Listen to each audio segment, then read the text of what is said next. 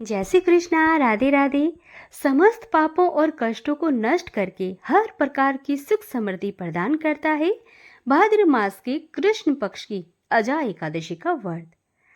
भगवान विष्णु के उपन्द्र स्वरूप की पूजा आराधना की जाती है। व्रत और पूजा का विधान तो सभी एकादशियों का एक ही है और यह एकादशी भी इसका अपवाद नहीं है। कुंती पुत्र युधिष्ठिर बोली, हे जनार्दन, भाद्रपद कृष्णा एकादशी का नाम क्या है और इसकी विधि व महात्म्य क्या है, सो विस्तार पूर्वक हमसे कहिए। तो भगवान श्री कृष्ण ने कहा, हे युधिष्ठिर, समस्त पापों का नाश करने वाली इस एकादशी का नाम अजा एकादशी है। इसके व्रत के पुण्य प्रभाव से मनुष्य को सांसारिक पापों से मुक्ति मिल जाती है।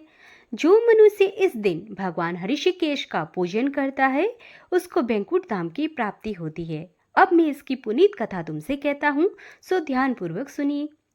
सतयुग में सूर्यवंश के हरिश्चंद्र नाम के एक सत्यवादी राजा राज्य करते थे। एक बार उन्होंने महर्षि विश्वामित्र को अपना संपूर्ण राज्य दान कर दिया और दक्षिणा चुकाने के लिए अपनी स्त्री व पुत्र तथा स्वयं को भी बेच दिया।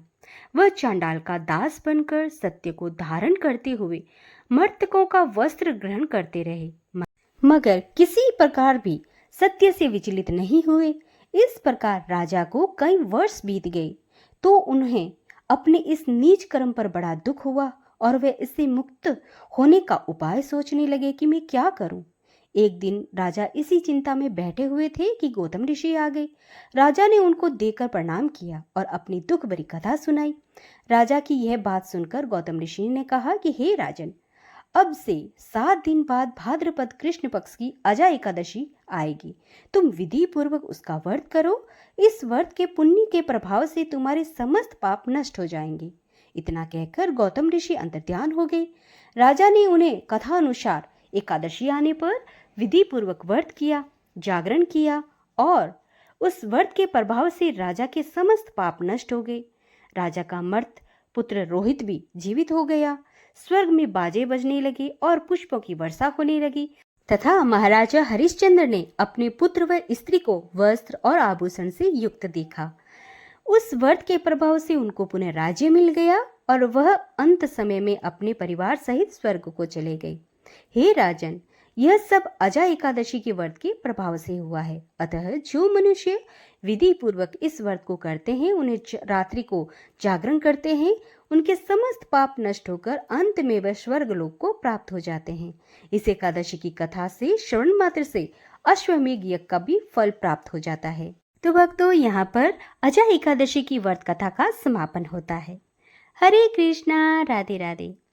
श्री कृष्ण गोविंद हरे मुरारी, हे नाथी नारायण वासुदेवा।